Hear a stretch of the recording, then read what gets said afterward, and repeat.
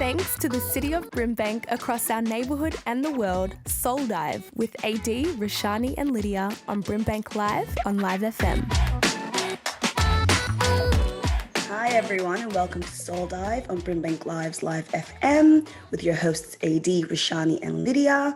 And this is officially our very first segment or show for 2021. Welcome. Well, we're excited. Hey, ladies. Yes, 2021. How are we all? Really good. Really pumped for the year. Yeah, really pumped to be here. I guess naturally, should we talk about what's happened in the world around us? Or do we just want to pretend? The world around us? I just know what's happening right now in Victoria. To be True. In Victoria, precisely. Well, we are back indoors, guys. We are back indoors. And not for that 5 days that they tricked us into. Now for 2 weeks. It's our extended 2-week holiday, we were saying just before. The government are giving us a little bit of a breather, a little bit of a break. So let's look at it that way. Positive thinking. Exactly. It's all about perspective. So today, going into 2021, and the ups and downs we had work-wise last year and the unpredictability, we are doing some finance talk today. Money.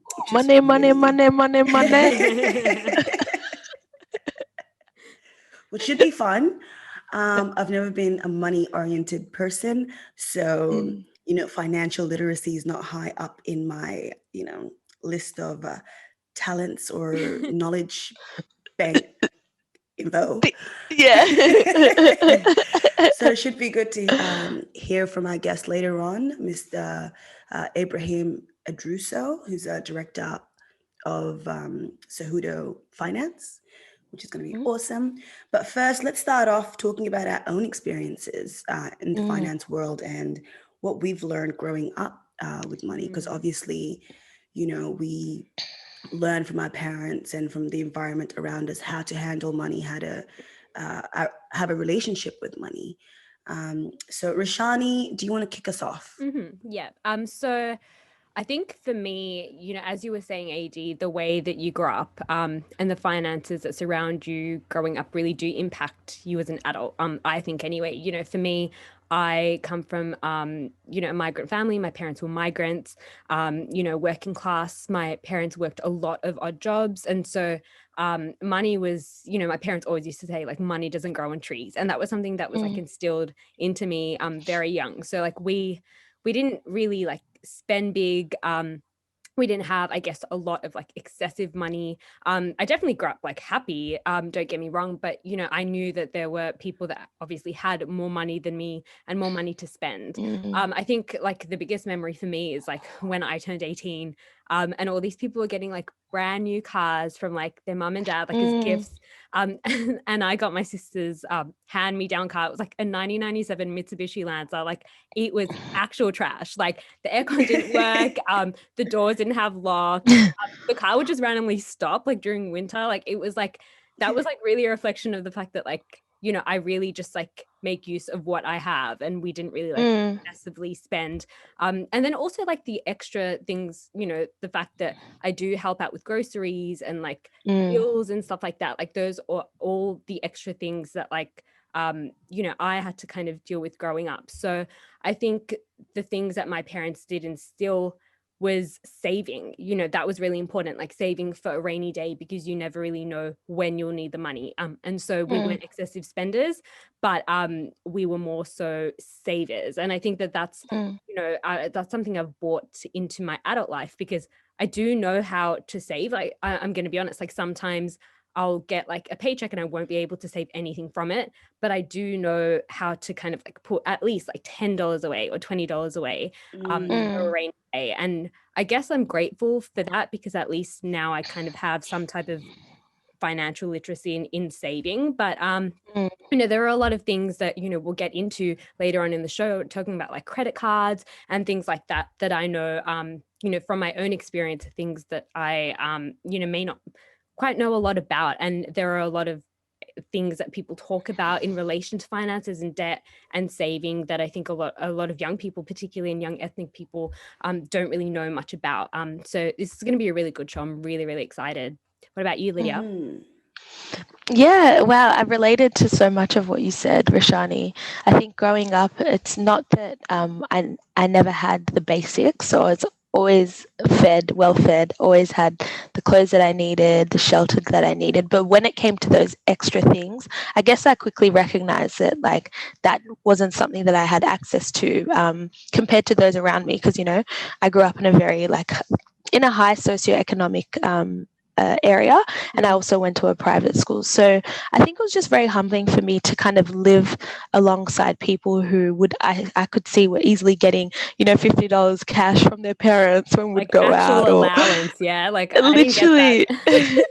an allowance, yeah. And I'm just like, I mean, there were times where like our parents would give us a little bit of pocket money just to get a little feed when we were out, but like that was never a thing. So as soon as my reality was to get a job as soon as I could legally get a job, and to then use that money to fund like all the extra things. So I think for me, I didn't have as much as my mom and dad really pushed this idea of saving. I actually found it really hard to save effectively because I found that all of my pocket money, all the money that I was earning had to go to like the extra things that, you know, a kid wants to do.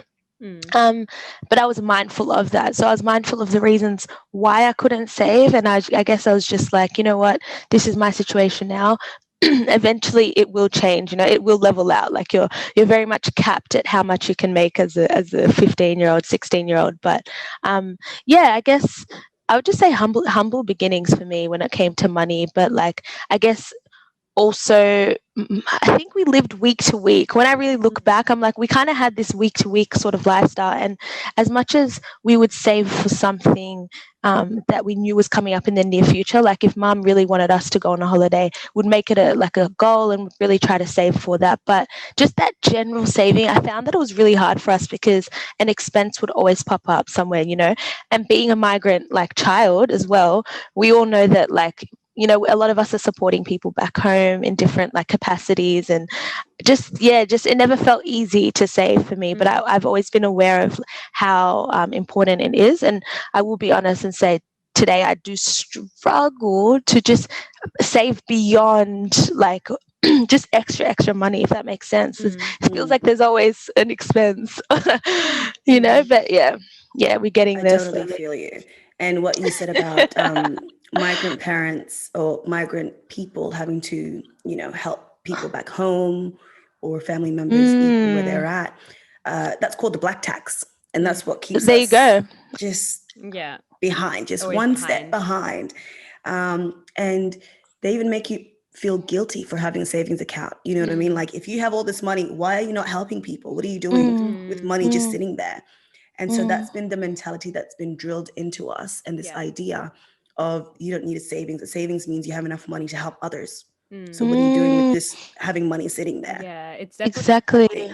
Yeah, it's that collectivist mentality versus the individualist. You know, if you have savings in your account, you know, and that is kind of like what people in the Western world kind of do encourage, you know, to save individually. But I guess from the backgrounds and the cultures we come from, it's about collective impact, and it's about helping, you know, your extended family overseas or your extended family here. And with that money that you're saving for yourself, you can do, you know, you can give out that help with that money.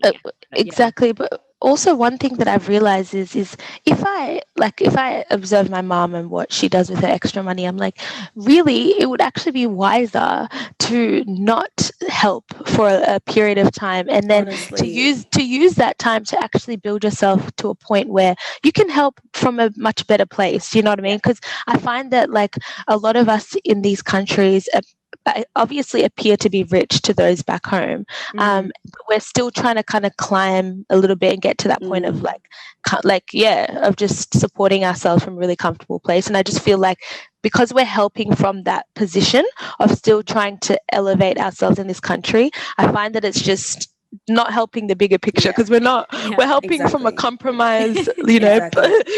And that's where financial literacy comes into play, because I think a lot of people don't look into the future. You know, they don't think Foresight. about money. Yeah, they think about the here and now.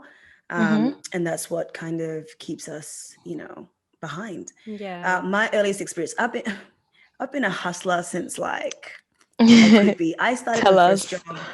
I hope the government doesn't come after me. But I started working at 12 years old. Really? I started working at 12 years old. I haven't been I think the longest I've been out of a job was like 6 months, and that was 2 years back. Wow. Yeah. Since I was 12, I've been working. Yeah. By year 12, I had like 3 jobs going, and Yeah. VCE type work. So I was just always a hustler. And at one point, I was really good at saving. I wouldn't even buy myself a chocolate bar. I was so stingy. And then it was great. But then one day I spent all of the money because some of my older cousins convinced me to. Okay. And since then, I have not been able to put a penny away. And we really do learn from our environment how to have a relationship with money. Yeah. So, for us as a family, we did live week to week, Yeah. The parents wanted, the private schools and the bougie couches. So when, our guests came over, they were all like, ooh la la. Instead of thinking about the future, thinking about saving, it was always like extravaganza type stuff. And I kind of picked that up, even though I'm a complete minimalist. I just, when I have money, I need to spend the money. You know what I mean? I haven't really learned that idea of saving. And when you do save, like I said, you have that guilt.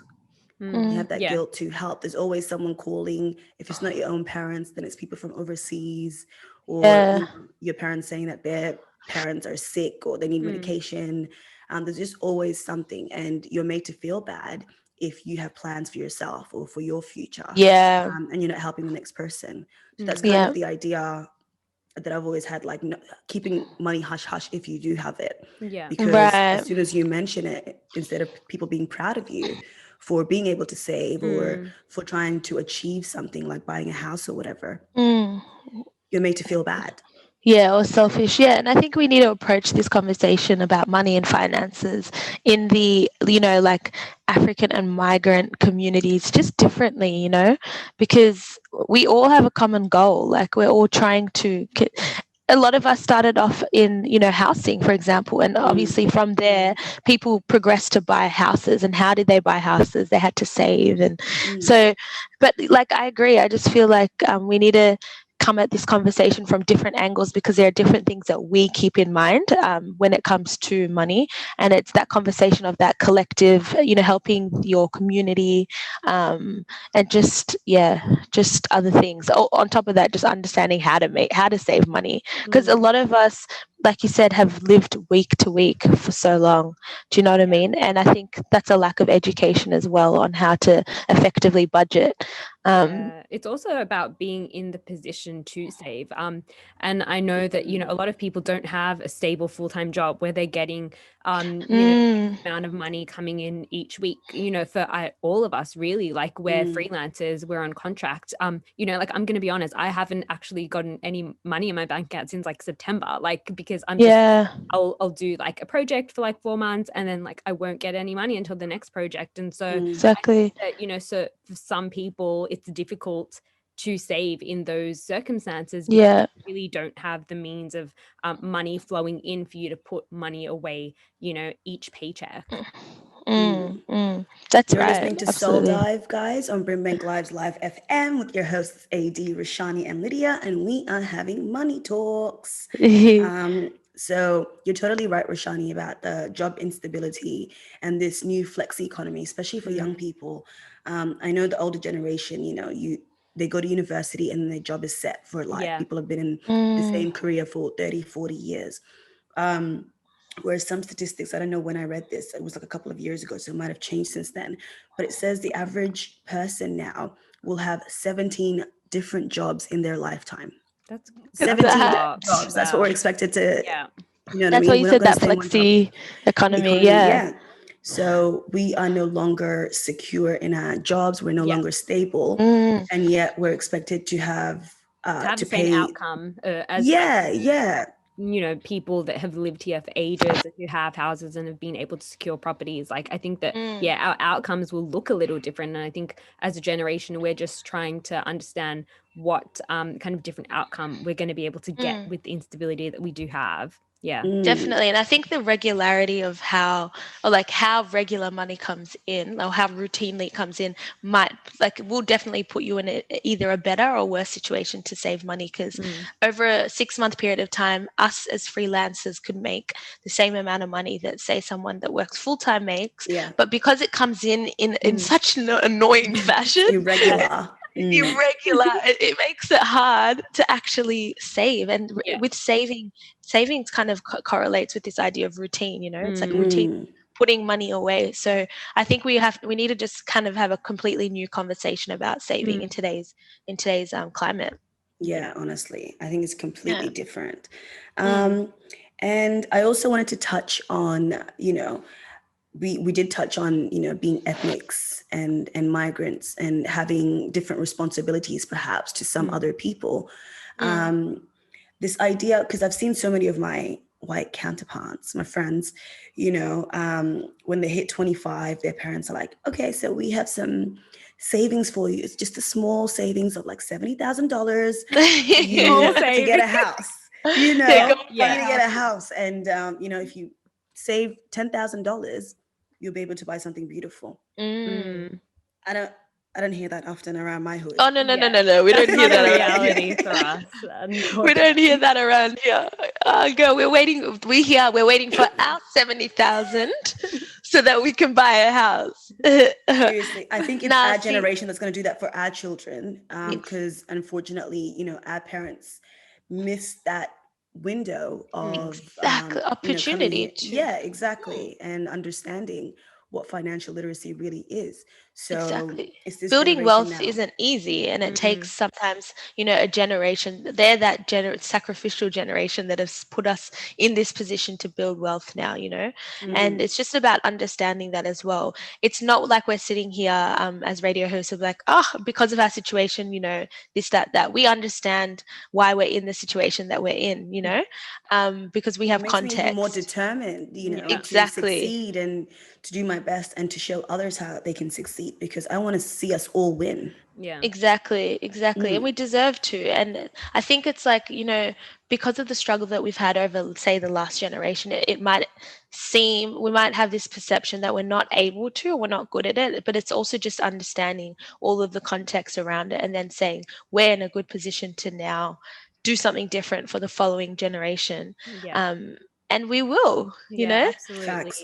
And it's about getting that support and help in being able to do that, because financial literacy isn't something that you're just born knowing.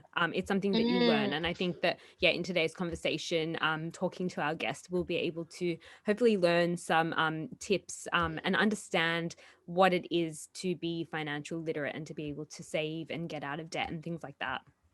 Exactly. The only thing I know is it's a complicated world, the finance world, and that's why so many people get wrapped up in debt and in darkness, because it's something you really need to learn. Like, people go to university to understand this stuff. It's not easy. This is something we need to. Yeah, we need to actually intentionally teach ourselves, be educated on this, because there's so much to know. Even just, we'll get into it. There's so much to know. And this is just the conversation starting. Yeah.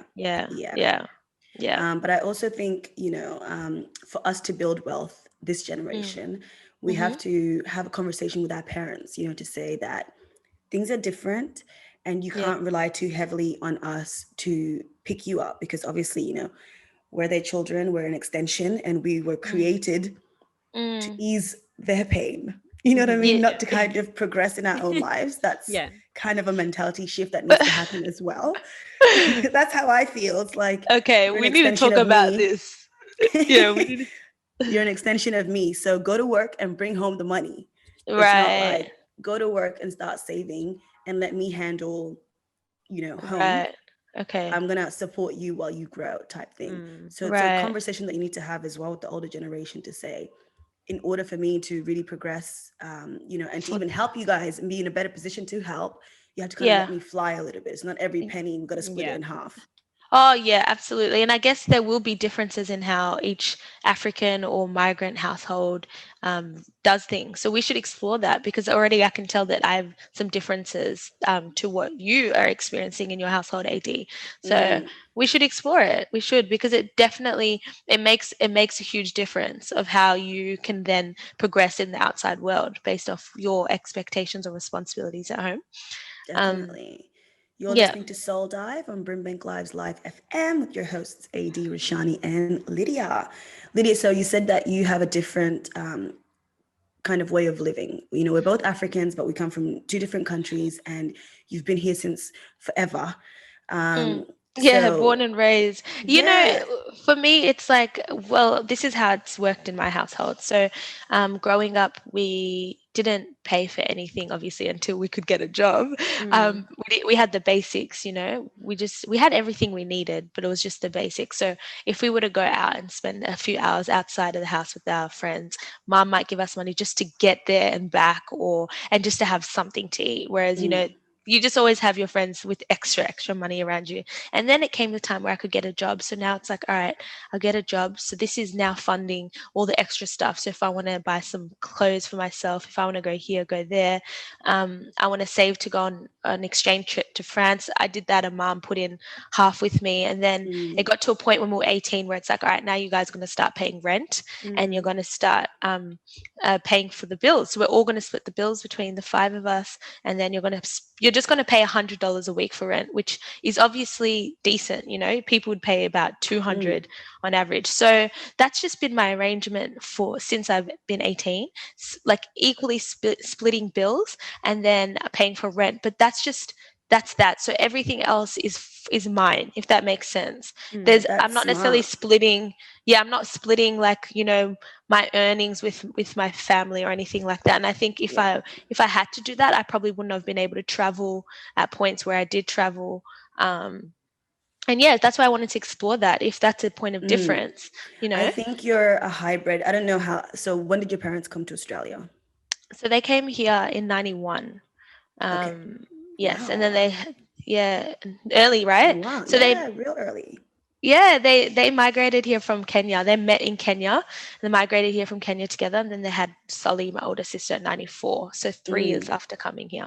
That's awesome. Because what I'm hearing here, it's like a hybrid. You know, I've heard a lot of white families talking about this whole idea of what is it called?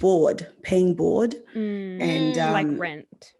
yeah, pretty much rent and bills and stuff like that. So that's an early way to actually make a child understand, you know, their responsibilities in life, which is a really nice way to ease into it, you know. So and they weren't doing that out of luxury. It was, you have to do this so that we can survive. And obviously, while you do it, you're also learning about, you know, how to handle your money too. Exactly. And I think because I have siblings and we're all treated a bit differently. Like my baby sister was born here in Australia, so she's really living it up, you know. She's a complete Aussie girl, you know. She lives the high life. She yells, you know, at my parents and says, "Leave me alone." No, we didn't have that kind of luxury, you know what I mean? Slams Older doors siblings and stuff, always like, say that. Yeah. oh my God. I would be asleep, you know. I would be put to sleep. But what's it called? It wasn't taught to us, you know, in the form of board and you have to do this so we can survive. It was like, this is your duty. Yeah. You are expected to, and it's not just pay for this bill, you know, we're going to split it evenly and pay this much for rent. It was like, how much are you making? Yeah. All right, cool. Give it all to me. Yeah. And you're like, and let me handle it. Yeah. So there was no like understanding of what the responsibility was, why you were paying for what you were paying for. It was just like, you can never have your own thing. Like, you are an extension. So just give everything that you do have. It's the context. The context is very different. Sometimes when it comes to how, you know, you were saying migrant parents can sometimes handle and talk about money. And I think in a lot of cultures, sometimes money and the way money is handled is quite taboo. And it's I'm not spoken about in the way that I guess the Western world would speak about money. And I think that that also comes into how we as migrant children handle our money and deal with our finances and think about money. So yeah, I definitely think that that understanding of, you know, as you were saying, rent and paying board and paying bills, it lands very differently for us as migrant kids. Yeah. Yeah, and I think, like, you know, with that approach, you're right. It didn't necessarily give you the opportunity to learn the whys behind. And I think that it seems as if they were doing it very much in the style that they would back home. You know, sustaining yourself the way you would back home with that collective sort of bring it all in, and then And I think, like, it's just lucky that you've been able to understand why you're in that position and eventually learn how to actually handle your money. So I'm only now trying to learn. I don't know nothing about money. Okay, girl, we're learning together. Yeah. We are still learning together. And I think we'll always make be the money, learning. spend the money. Yeah. Make it, spend it. That's what we I feel learn. you. No, that's the thing. And I think it's like we're always learning. So like even with today's conversation, we'll always have more to learn. And the world changes, finance changes all the time. So Exactly. Yeah. Definitely. Yep. Well, after the break, we'll be having a special guest on, Mr.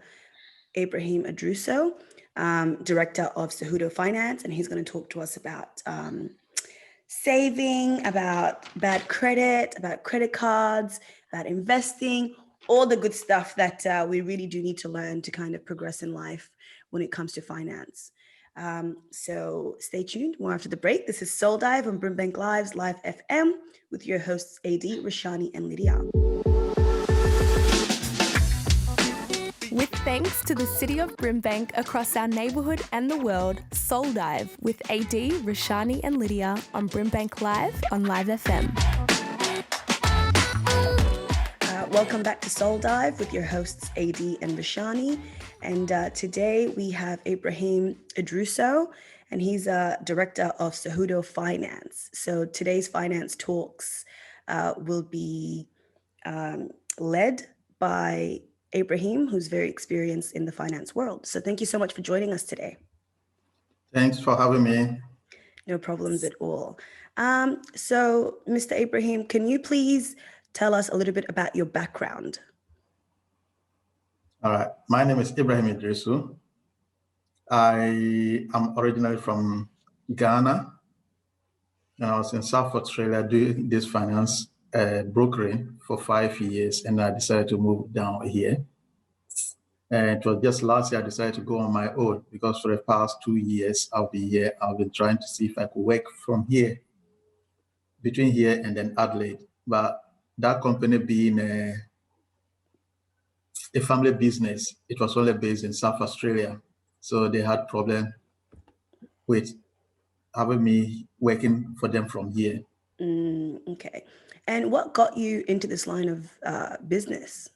What inspired you to get into finance and brokering? Oh, I found out that even though it's my background, I'm an engineer by profession. Wow. Electrical communications engineer, and then electronics communication engineer, telecoms, and then electrical and mechatronics. Wow. Now, but I decided to change my way from the engineering to the finance world in 2013. So the last time I practiced engineering was 2013. I was posted to Burma, now called Myanmar, as an expatriate. But seeing what came over there, and then just changed my perspective. So I decided to go into that. And then I went back to Adelaide Uni, to go in for finance, MBA into that. But I saw that I was wasting my time. So I rather just went straight into this particular thing. And since then, never looked back. Wow. So you're a numbers man. I'm trying to. Yeah. Yeah, I think with finances, sometimes for people, it can be really hard to talk about when it comes to money and finances and debt and things like that. Why do you think that people struggle to talk about finances and maybe struggle to ask for help from a financial advisor like yourself? Why do you think it is such a taboo topic? Look, when it gets to that, there's a lot of emotions, personal stuff. A lot of people wouldn't like to get it out. Because for many other reasons, they may think that they may feel ashamed to do that, or people may think that they are crazy or they're not capable. But no, that's not the case. The fact is, look, if you want to get help from any other problem, you really need to come out. The person who is trying to help you will really need to get to the bottom of it. And if that person wants to help you, then you have to help that person to understand you, so I can put it properly. Yeah. Now, there are a lot of reasons that make people to go into such cases, depending on a whole lot of things. We will spend the whole day and we never come to an end. Yeah, some people looking at it like they are busy with work, their background. And as I can really see, think Edo and then Roshani, you guys are from India and Africa and that kind of stuff. So look, in those areas, you may not really sit down and think about this small things you ignore. But over here, they take everything.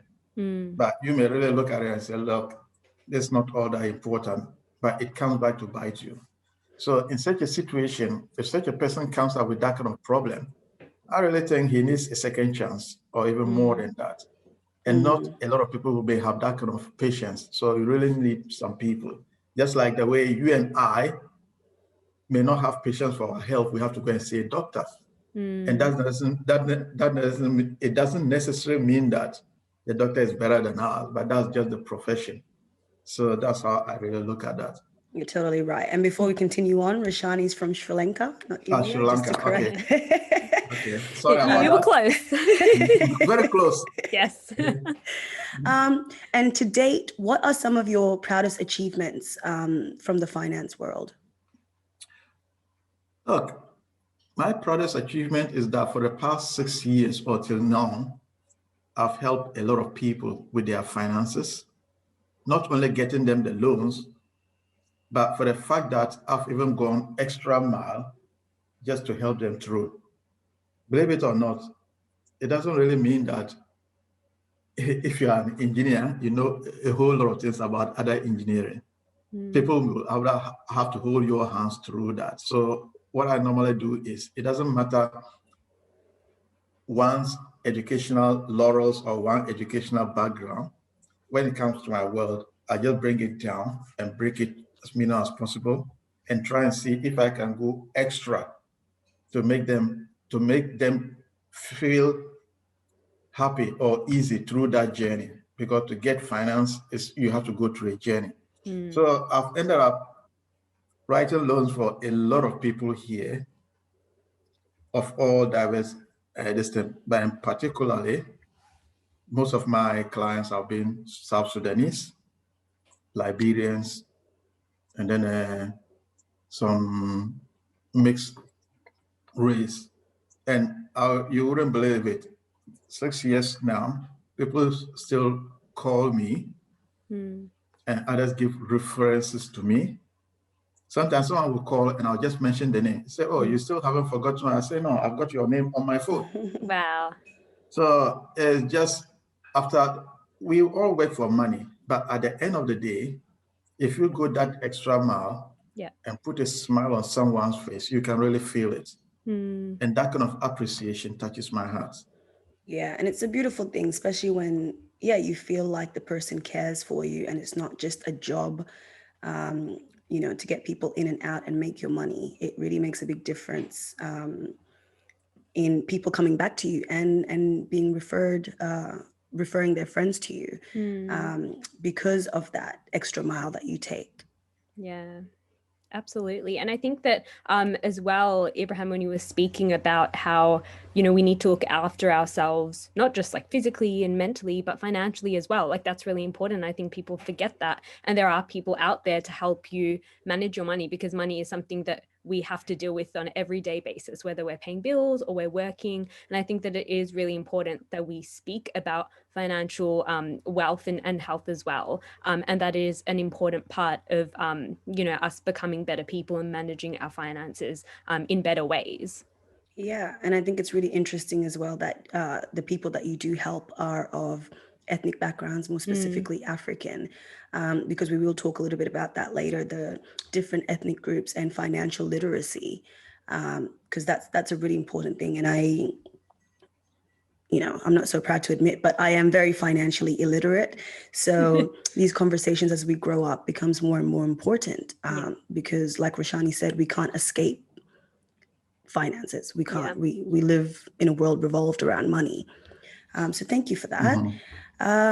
You're listening to Soul Dive on Brimbank Live's Live FM with your hosts AD and Roshani, and we have the wonderful Ibrahim Idruso here with us. The deadline. Yeah. I am guilty. Yeah, it's like a never-ending hole that people can find themselves in, and it's very difficult. I know a lot of people, when they speak about being in debt and they ask for help, people are just like, well, get out of debt. But it's actually very hard to get out of debt, and it is not that simple. And I think that people really need the tools and the resources to know how to make it better for themselves. Yeah.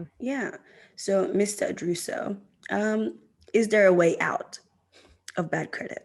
Tell us about that. Oh yes, there's a way out.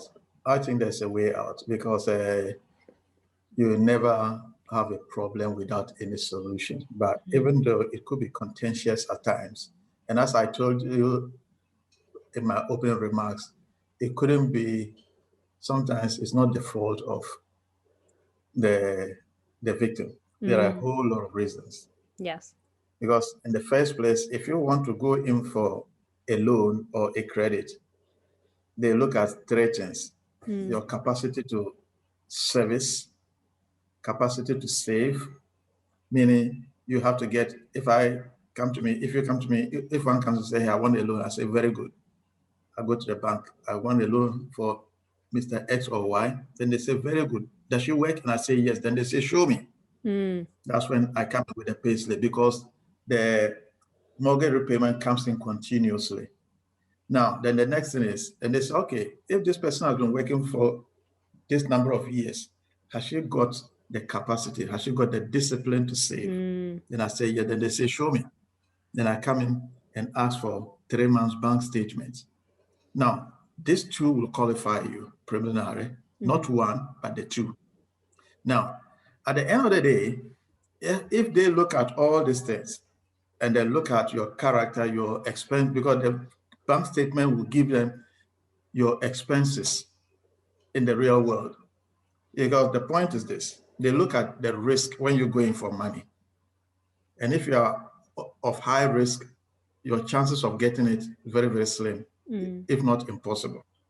Now, so what's happening is that if you meet the criteria, like you've got the income, you've got the deposit, like say you end up $100,000, it doesn't mean that you will get the loan. Because someone can be of high income, but the expenses too much. He's got 12 credit cards, he lives this kind of lovely life, Gauchi, Ferrari, and that kind of stuff. But he hasn't got any money saved. The bank will look at you. As compared to someone who is earning about 39,000, no credit card or just one, and has some savings, they will look at that person because that person has got less risk. So if you meet all these things, then finally, I've got to look at it like, if I were the bank manager and I have the money, will I give you that loan based on the character that you've got? And it all talks about how I deal with you, and then your character. When you buy things, do you pay, or just how you handle creditors? Then that's coming. So that's they call it the 3 C's. Now, with that kind of bad credit, the bank may say, sorry, we won't give you that money because in the past you bought this and you won't pay. And that's how it happens. Now, if you go and take a credit card of 2,000, or you buy something, or you borrow money from somewhere, they call them the credit providers, and you don't pay, they will have to pay lawyers big money to chase you. They wouldn't like that. So they would rather like to struggle with you as long as it takes and get all the money. Or if they can't do it, they just leave you and put a mark on your credit file. And we all have it. Even the Prime Minister has it. Mm-hmm. Now, so whoever goes to give you money will have to go into your credit file. I'll just give you an example. If you go to buy a car or you go to the bank, you want something, they just say, can you give me a driver's license? When they take it and they put it in front of their computer and doing it, they're checking your credit file. Mm. I didn't know that. So that's when they just look and say, sorry, we can't help you, and push it away. Wow. Another thing is, you may be working, they see the paycheck coming in every week, 1,500. They say, oh, you got a lot of money. Can we give you a loan? Mm. Finally, if you ask, why do I need? They say, oh, let me have your credit, your driver's license.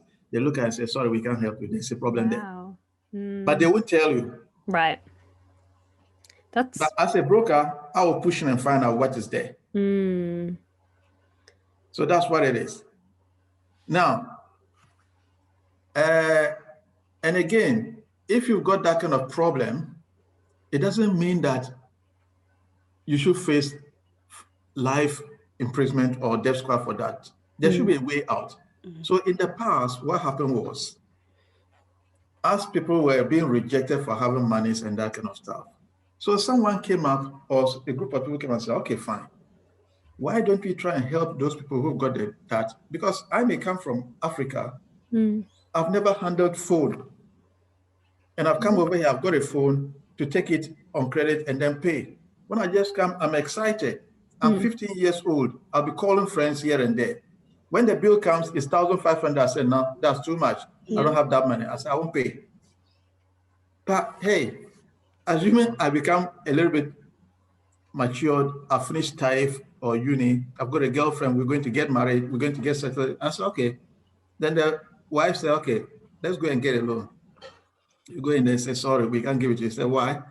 2 years ago, or 15 years ago, you bought this for, or you didn't pay your bill. That's how it is. Yeah, things kind of creep up, and maybe people aren't thinking about the future and how that might impact them in the present moment. But there are things that can kind of come back to bite you. And there are things that I think we all deal with, you know, as you were talking about, like, you know, your phone and overpaid bills or bills that you're not paying because they're too high. I think that, yeah, people don't see how those things can impact you later on, but they do. Yeah, and there's a lot of hurdles as well to jump on, as you were saying, the things that you, the questions they ask in terms of your savings and how much you're earning. Those are also some hurdles that people can fall at, you know, when people may be on contract or are freelancers and don't have a stable job and are trying to get a loan. So there are a lot of things to think about in terms of finances in relation to those things, for sure. Yeah. And again, as I was saying, so instead of going to the bank to be pushed away, so we've got some kind of, we call it the second tier or the non-conforming. The four big banks are the conforming lender. They want everything. You have to conform with everything. But there are some small lenders who second tier. They come out and say, okay, fine.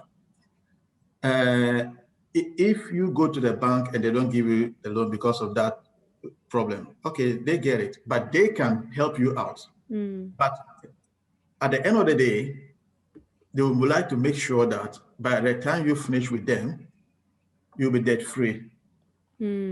So for instance, if you owe in about 20,000 for a car or 5,000 for that, let's say 30,000, but you want 100,000 to buy a house or a car, the bank wouldn't give you because of that. They'll say, okay, fine, we'll have a look at it. We will give you the 100,000, that's provided your income can service that. And the extra 10, 15 or over here that you got with, you know, like Energy Australia, Telstra, or whoever, or the gas companies, they will give you that one to make sure that you pay it off. And you come with them, but they've got their own risk system instead of insurance. They calculate. Assuming, for instance, the interest rate with the banks is 2%. They calculate the risk depending on how much the money is and how long it has been. And I mean, the debt that you got with these people, they will look at it. If some will say, if it is over 1 year, whether you've paid it or not, they will consider you. And others, they will say you have to pay it. Now, so if the risk is about 2% or 3%, then they add it to the normal interest of the market. And then you pay that high interest for that period. They say, okay, we would like you to stay with us for 2 years. After that 2 years, you are free to go. And they make sure that that 2 years you'll be debt free, so that you'll be attractive to any lender. Because if you go in to get a loan, they'll be looking for 6-month statement. That's if you already have a house. So meaning you'll be refinancing from the second tier guys to the first tier. So they're looking for the last 6 months, not last 2 years. So whoever goes in wouldn't see below, they'll only see from where you start. And that's where it is.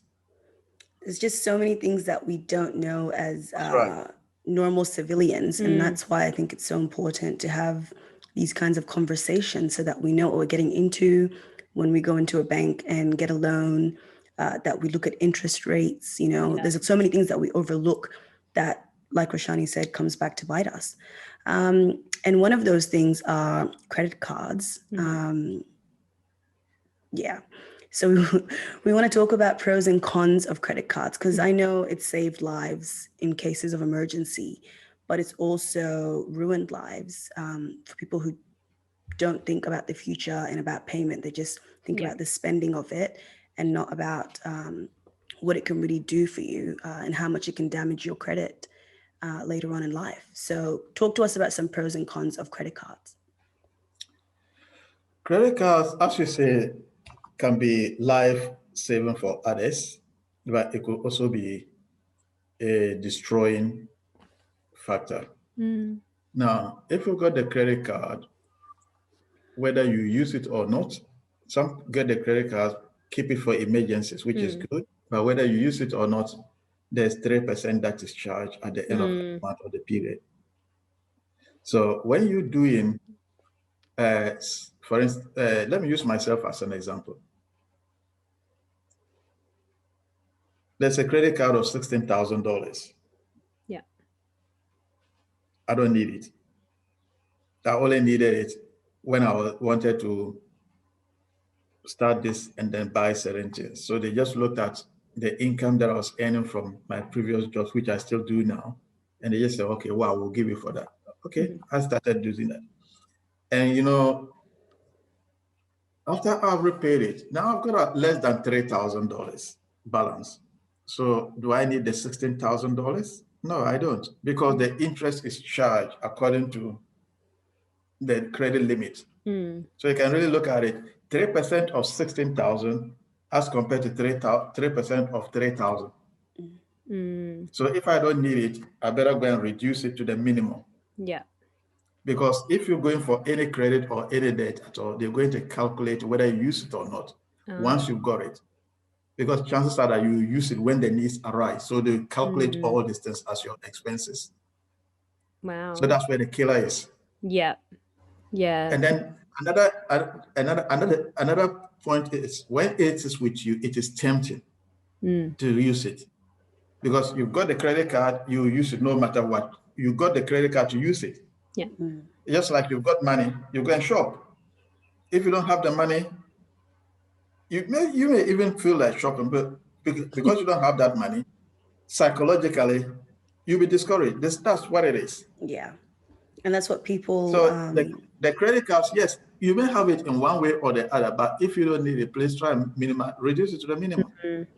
Yeah.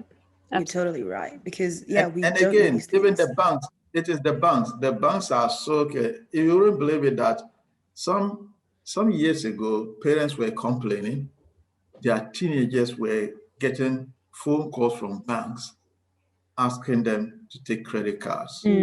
Yeah. And which was very, very unethical. So parents were screaming on phones, on TVs, complaining about all these things. Yeah. And sometimes too, you go and take some loan, they give a package, which may be very, very good, so attractive, because they put that credit card in as part of the package where you cannot choose. Even when I even do loan for people, I look around, the packages are so low. So the thing is that, take up the credit card. If you're not using it, carry it and throw it away. Yeah. Because what they do is that if the three of us here are taking a loan and it includes a credit card, 3% of that credit card will pay for at least all the bills, the fees that they loosen. All the banks are the same. They're making money.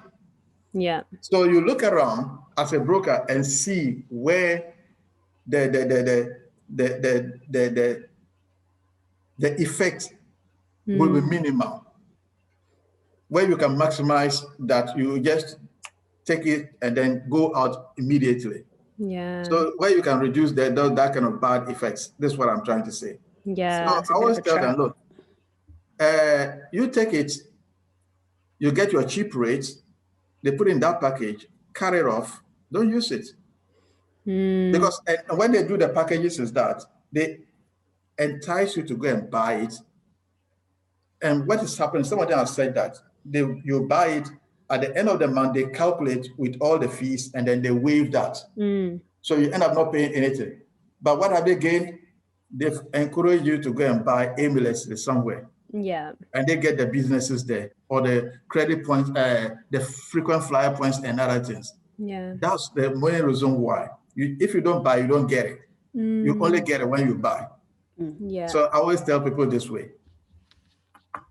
Absolutely. And I think that, it's funny that you mentioned that a lot of young people, I remember when I was in primary school, banks would come and really encourage young people to get credit cards, even like under 18, they would encourage a young person having a credit card to spend money when they wanted to spend. And I think that it's really, it is something that people always think is something you have to get. But like personally for me, I've never had a credit card, and I've always kind of been scared because of all of the things that you've kind of touched on and spoken about, because it does accumulate that interest. And even if you have it there and you're keeping it there for an emergency, which some people do, it does sometimes accumulate to you having to pay money back in some type of way. And it's, like you said, quite unethical that banks target people to try and get them to get credit cards, because they know at the end of the day that people are either going to be trapped paying for life or get themselves in even more debt. So I guess it's good for the banks because then they can chase you for even more money than what you asked for.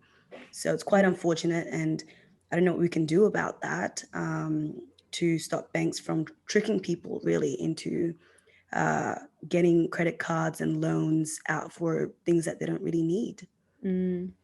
Yeah, that's talking about that. What you can do about that is that I think people should try and then be getting closer to brokers. I'm not saying it because I'm a broker, because as a broker, currently my company deals with AFG, Australian Finance Group, as the aggregator. Yeah. And we're dealing with over 70 lenders, including the 4 big banks. So I've got more options than the individual banks.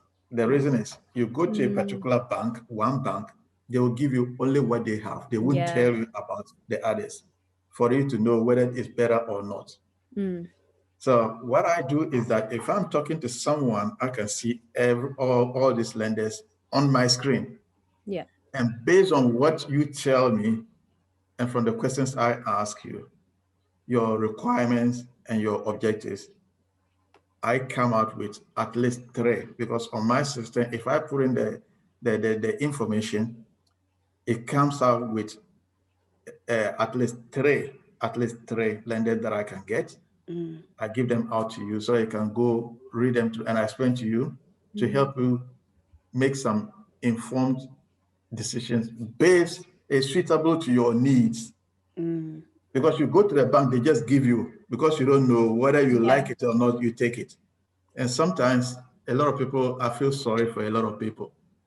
The interest rates and then even the features they give to them, they don't really need it. Yeah. So you go, you take your time, you have a look at it. And when you decide it, that's when you call me. And then we put it in. Otherwise, I will just come talk to you, give you the information. And it doesn't really mean that if I come to talk to a particular client, that person has to take a loan immediately. No. Sometimes it takes 1 year, 2 years. There was even a lady, it took about 3 years. Wow. Before I wrote the loan for her. And Since then, I've gotten about 3 referrals from her. Yeah. I've gotten 3 referrals from her. And even next March, I'm going back to Adelaide, and we spoke a few days ago. I'm going to still look at her situation again, give her the lowest in the market. Yeah. And as a broker, if someone goes into the banking hall and get a particular rate, as a broker, the broker will get that person lower rate than what the bank is offering. That's what that one is there. Yeah. I find that with banks, because as you were saying, they are limited to what they can offer as a branch or a bank rather than what other options are actually out there. And I think when you mentioned the fact that there are clients who come back to you and clients who refer you on to other people, it is because, brokers and financial advisors, they do just that. They give advice, and they're not there with an agenda of any sort, but they're there to actually help people financially. So I think that, it is probably really smart and valuable to be, investing your time and money in a broker or a financial advisor, for sure. Yeah. Yeah, totally right. You're listening to Soul Dive on Brimbank Live's Live FM with your hosts AD and Roshani, and we are having finance talks with Mr. Abraham Adruso. So, Mr. Adruso, have you noticed any particular group of people, whether young people, specific ethnic groups, that have been more susceptible to debt as opposed to others? I would say everyone. Everyone. And it depends on the level of information or awareness you have in that. Talking about the debts, like you say, how we can we navigate ourselves out? Yes, we can. We can, but with the right information and then environment. Yeah. Looking at, we're talking about and especially if you're asking about the age bracket, I would say the youth or the juvenile, let's put it that way. And as we started with the way we're saying, people, when they are in such a situation, they feel ashamed or they feel shy. Yeah. When that happens, please don't feel shy. For example, I'll give you an example. Look at these Hollywood celebrities. People are always looking up to them. But a lot of them are going through serious mental illnesses and they feel proud or ashamed to come out. But a lot of them have come out and say, hey, I've got a problem, I need help. And once you've contemplated that, then you are on the point to recovery. Yeah. You see, you're on the point to recover, because if you actually open up, it's just like I go to a doctor and I say, hey, I've got a toothache. And the doctor said, okay, open your mouth. And I say, I won't open it because it's smelling. Then you never get treated. That's what it is. And you have to tell the doctor where it is, where it aches. Yeah. It is really about opening up and, admitting that you do need help. That's right. Yeah, and I think that is the first step to getting help and getting out of debt in those ways. And I think it is important that, anyone can, with a couple of wrong decisions, fall into debt. We're not immune to it because we all kind of deal with money in particular ways. And so we do really need to be vigilant and careful with our money. And then also when we are kind of in turmoil, asking for help and seeking the right advice as well. And then to the point that you were asking, how can we get out of it? All right. Now, the next thing is, for example, when a company is following one for money and follows him up to a certain stage, as I told you, he doesn't want to pay the lawyer big money to claim that. So finally, they have to take you to a debt collector. And these debt collectors are very, very ruthless. They have nothing to lose, and they are very, very provocative and annoying. Yes. So it gets to that, and most of the time, people just become frustrated and say, okay, I'm not going to pay, and they go away. These credit repair people will always charge a lot, up to about $2,000, $3,000 per case. Can you imagine if someone has got 4 defaults and is going to be paying $3,000 for each? Wow. Yeah. It accumulates. And sometimes they pay this money and their name never get taken out. Yes. Yeah, I've heard about that. What's that about? And shouldn't these credit repair people be held accountable? Look, when it gets to that, a lot of people don't really have time. As I was telling you, the guilt. Yeah. They may the guilt, or they may not. You even ring them, you can't get them. So I would say, if someone has got a credit impairment or a default, before you go into pay, please, let's have conversation. I'm not promising that I can do everything. Let's have conversation and understand. Because most of the time, or some of the times, when you come in that way, it prevents that money being wasted. It prevents that one being wasted. And to me, the debt collectors is the simple way of dealing with it. Because sometimes, if for instance, the bill is $5,000, say Energy Australia will follow you. If it's fed up, it may sell it to the debt collector at a rate lower. So most of the time, if you're dealing with the debt collectors, you get it at a reduced rate than the original one. Okay. Or they will just say, the creditors will just say, look, you just follow this person, whatever you collect, bring it back to me. So they will follow and they give you 30%, 10%, and other things, which is good. But the other thing is, what I don't really understand or I really am against is the credit repair people. They take you to court finally or whatever. So before you go in to pay a credit repair person, it will be good to talk to someone to see a way out. That answers your first question. Yeah. Thank you so much. You're listening to Soul Dive on BRIMBANK Live's Live FM with your hosts AD and Roshani, and we are talking to the wonderful Ibrahim Idruso. So we wanted to talk about bad credit first and get that out of the way because it's so depressing, and try and see the light at the end of the tunnel in progressing with money. So we want to talk about savings, investing, and how we can best get the most out of the money that we do have. So my first question is, how, as people who might not have $60,000 sitting in their bank account and saved, say if you've got $5,000 and you want to invest, how can we best do that? Oh, there are several ways of looking at it, and it also depends on what you hope to achieve and the time span. Because whatever thing you're doing, you really have to look at the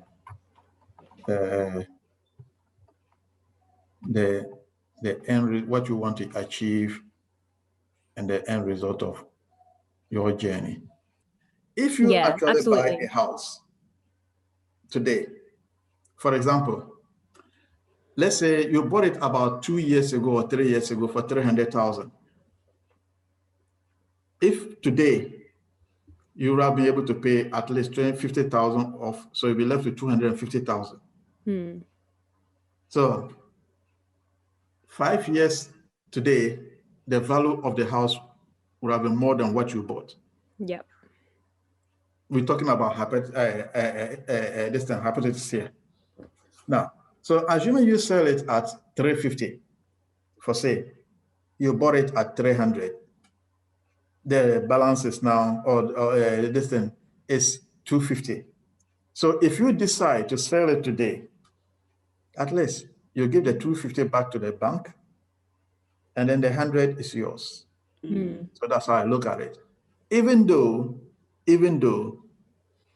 you wouldn't have much savings, or you wouldn't have much, you would have ended up cutting down some of your expenses, but at least if you just pay extra, for example, if you were paying a rent of $1,800 now a month, you could also equally, in some cases, be paying around that same amount for your mortgage.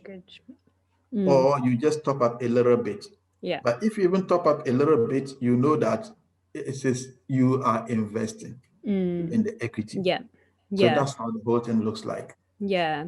And I think that you touched on something really important, that each person's financial situation will be different. So I think you have to be reasonable with what you have and how much money you have in the bank when making those decisions. It's not kind of like a blanket statement of, oh, you know, buying an investment property is the best thing to do, because some people don't have the means to invest in that, but maybe people have better means to invest in shares. So I think that it is really important that we do think about that, and someone's financial advice that they might get might not be applicable to us. So I definitely think that that is important. I wanted to ask, in terms of budgeting, especially for people who may have unstable income or like an unstable job. You know, with myself and AD have always spoken about it, the fact that we're on contract a lot and we freelance a lot, which means we don't have that stable income. What can we do to just budget in a general sense that can maybe help us in the future?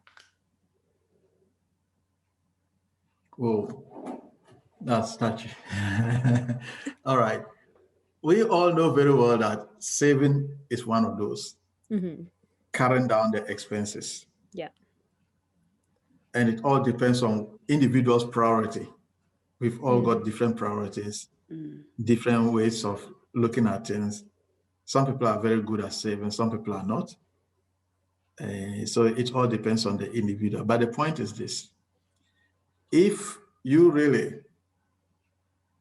are interested in getting a house, if you don't even have those kind of things, you want to save or budget towards that, as I said earlier on, then first thing is to talk. We sit down, we talk, and I listen to what you want, look at your objectives and requirements, then I steer you towards that.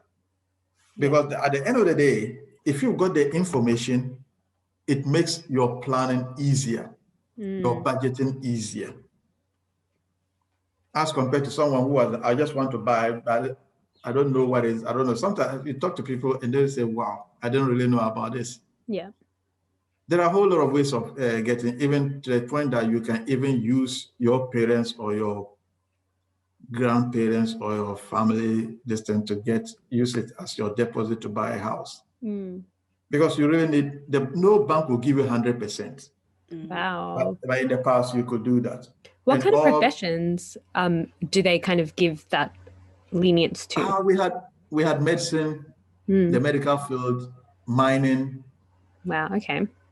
Engineering, accounting. They used to give about... Not freelancers, so we're out of not us. You're listening to Soul Dive on Brimbank Live's Live FM with your hosts Roshani and AD, and we are talking finance with Mr. Abraham Idrisu. Mr. Abraham, can you tell us how people, or tell our viewers or our listeners, how people can find you and reach you if they need financial help or aid? All right. We've got our website. We are on we've got our website, and then we're on Facebook. And then, okay, what I will do is that probably I have to send this flyer onto your... Yes, we'll put it up on our social media page. That's correct. Yeah, absolutely. Yeah, that's where we're going to. And again, we could be reached. What we do is that we either come out to you or you can come out to us, because a lot of people have got busy schedule. Yeah. They don't have that time. So if you give us... So Abraham, I really wanted to talk about COVID, because, you know, COVID has affected a lot of businesses throughout 2020 when it started. And I think it's still affecting a lot of businesses and professions. How has COVID changed your business or affected it in any way? Might have been a positive thing. You might have had more people flocking to you. So what's been the difference since COVID started? I would say it has affected a whole lot of people, including the mortgage brokers. As I'm speaking now, a client was supposed to come here this morning around 9 o'clock. Yeah. 9 o'clock. But just last night, I had to send a text message saying, hey, because of the short circuit, this thing, I think we have to hold on till further notice. Yeah. He said, yeah, he understands. And then the next thing is, I should have been in Adelaide by now, but because of a kind of work I did 2 weeks ago or a month ago, they said you have to mandatory isolate Yes. for further 2 weeks. So Yeah. for the past 3 weeks, one has been testing now. And I was also thinking that in March I'll go. Yeah. But here's the case, it's come over here. Even though I've already told clients that I'm coming in March. Yeah. So you can really say literally that's how things are going with that. Yes. And you can't just take things for granted, because No. going to Adelaide now might be a problem in the sense that I'm just going for work, maximum 2 weeks, and I come back. But if I'm going over there and they're going to quarantine me or for me to isolate for 2 weeks, then there's no point going. No, yeah. And I think that there are a lot of extra hurdles for businesses like yours during COVID that can really be impactful on the services that you're providing. I wanted to ask, in terms of people using the service, because there have still been clients, do you think that there's been more clients during COVID time because people are really having to deal with, perhaps the loss of jobs, or people having to pay loans or, do things like that without steady income? Has there been like a change in how many people have come to use your service? Oh, yes, it has impacted on a lot of people. And as a broker, that's when I chip in. Because as we're talking, one, the face-to-face contact is minimized. Yes. You really have to do it this way. And look at all the explanations that I've given to you. I wish we were in the same room. Yeah. I'll be doing some calculations on the board. Yeah. It will be better for you. Yeah. And sometimes not only the calculations, I always like to be using diagram drawing for people to understand further. So that's one part of it. The other part of the repayment of the mortgage, yes, it's affecting a lot of people. And that's where I come in as a broker. Yeah. As a broker, when you start from the beginning till the end. Even if the customer or if the applicant settles and moves into the house, you still continue. Like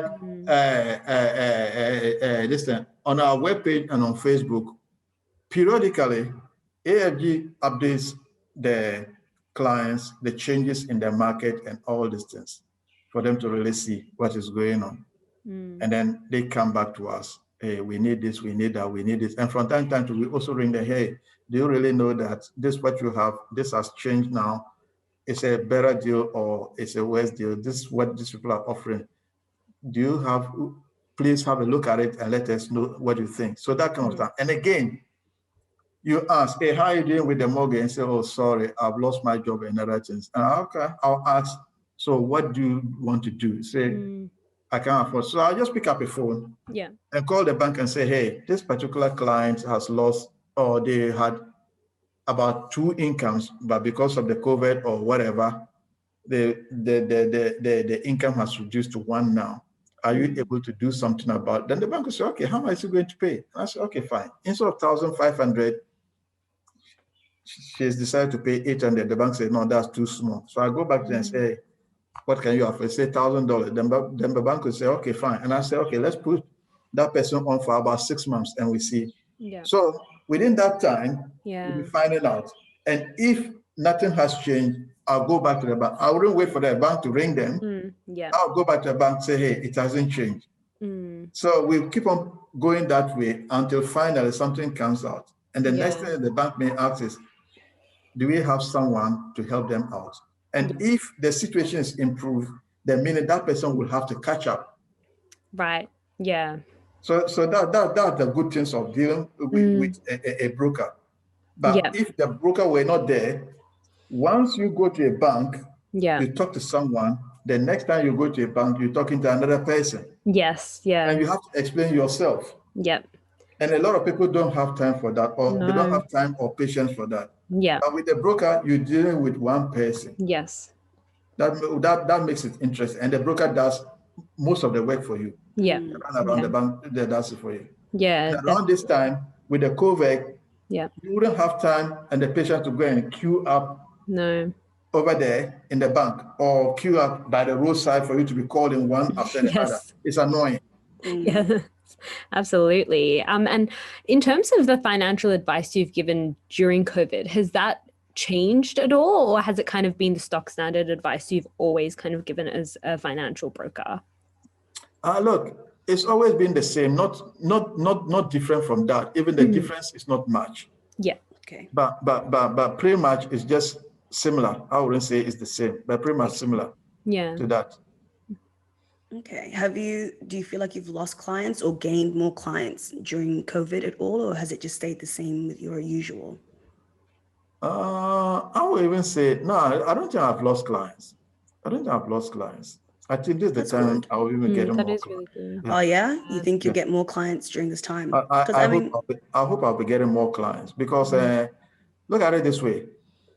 Because of the COVID, instead of going to the bank, they would rather prefer to come to your place. Yes. With less people there. More the safer. Risk is minimal. Yeah. That's right. So that's the way I really see it. Yeah. All right. And just to finish off, what are some tips you'd like to give our listeners out there when it comes to finances and financial brokers and just being better with money? Especially during COVID. I would say, look, when it comes to COVID, observe the COVID protocols.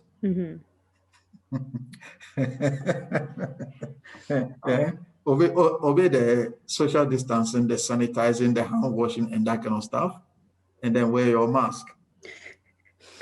That's what I would say. And then, look, I would say, wherever you are, regardless the bank you with, just always make sure that you ask for alternatives. Compare. Don't just take things for granted. Compare. Yeah. And always look around and see. If you go to a bank, they give you something. Yes, take it. Don't just say no and compare it with others. And again, to people, for instance, when you do loan for someone and say it's fixed, as a broker, I try to give the best rate at that time in the market. Of course, 5 years ago, the interest rate were higher, but I'll give you the best. So at the end of maybe 2 years or 3 years, the bank will ring you and say, look, your fixed rate is coming to an end. What do you want to do? But you had 3%, we will give you 2.99. Oh, you say, fantastic, that's the end of it. Yes, it's cheaper than what you had 3 years ago, but 3 years ago, that was the best. So I would say, don't just jump onto that. Say, okay, fine, that's it. Pick up a phone. Ibrahim. Yeah. My interest rate is finished. My fixed rate is finished. The bank has offered me this. Is there anything you can do? Of course, there's something I can do. Yes. I can still knock it down further for you. So a lot of people do become excited by that. A number of times I said that you feel confident. Oh, the bank has given me 2.99 and I've taken it. So I just say, okay, can I come and say yes? And I said, how about if I were to give you 1.99, how would that feel? Yeah. Then he's surprised. He's sitting down there. I say, yes. Yeah. Just a phone call would have saved you a lot of thousands. Yes, absolutely. So that's the suggestion I have. Yeah, definitely to call around, to ask people to spend that extra time with a financial broker. I feel like that's definitely the advice that we can be giving to people during this pandemic and just in generally in order to get their finances and to get the best out of their finances as well. I think that's really important. And for our listeners, we'll put up Ibrahim's business so they can contact you and your services. That will be amazing for our listeners. Yeah. And again, one more thing. Because of the corona, when I was in Adelaide for the first 5 years, I used to go from community to community, or people organizing friends coming a weekend or whatever. I go to talk to them, not about finances, but credit as well. Yeah. I was only hoping that the COVID was over so I could start that. But nobody knows what is going to happen now. So, but however, I wouldn't hesitate coming to talk to a group of people if they would really need my services just to help out. I think that'd be a great idea, moving not just in Adelaide, but here in Melbourne, moving from community to community. Oh yes, in Melbourne. I'm in Melbourne here. I'm now based in Melbourne. Yeah. So there's a lot of opportunities and a lot of different ethnic groups that I'm sure will benefit from some financial literacy from someone who is in the industry. Absolutely. Well, thank you so much, Mr. Abraham Adruso. It was really lovely talking to you and getting an insight into the finance world. I definitely want to continue learning more because I think, it's just so important to understand what you're doing, where you're getting loans from, and just about money in general. Yeah, it's good, especially if you people get to know the little that you get to know, you could educate the community more because you are exposed to the entire community. Totally. That is absolutely true. Yeah. I don't know, Roshani, you say you're from Sri Lanka, is that right? Yes. I did a loan for a Sri Lankan couple in Adelaide. Yeah. And I think that it is really, as you were saying, like being able to take that information to your communities is so important, especially because in communities there is this hesitancy to talk about money. But I think it's so important to do it because, as you said, you can save yourself thousands of dollars. Oh, yes. And so and with that money, you put it back onto the loan and it reduces the interest rate further. Totally right. Well, you were listening to Soul Dive on BRIMBANK Live's Live FM with your hosts AD and Roshani. And we were joined today by the wonderful Abraham Adruso. Thank you so much for joining us today.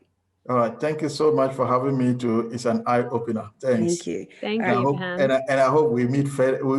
We have more meetings. Absolutely. Yes, sure. With thanks to the City of Brimbank across our neighbourhood and the world, Soul Dive with AD, Roshani and Lydia on BRIMBANK Live on Live FM.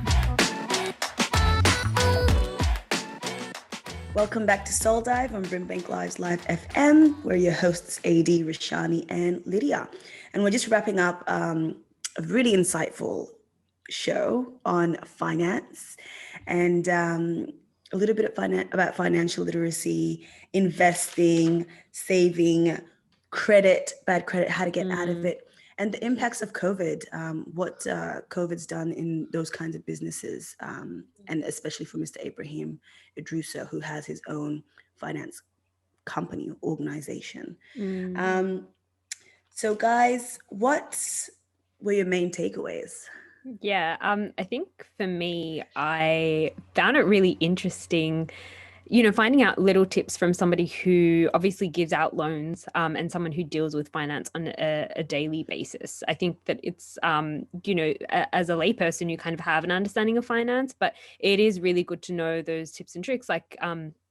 Druso was speaking about how you can get somebody and they can help you like get a loan, and how, people can save in different types of ways and get out of debt in different types of ways as well, kind of busting those myths in relation to bad credit and debt. Those things were really interesting to me, and I think really valuable for people, especially young people who are perhaps in debt or are looking to save or get out of a really bad situation financially.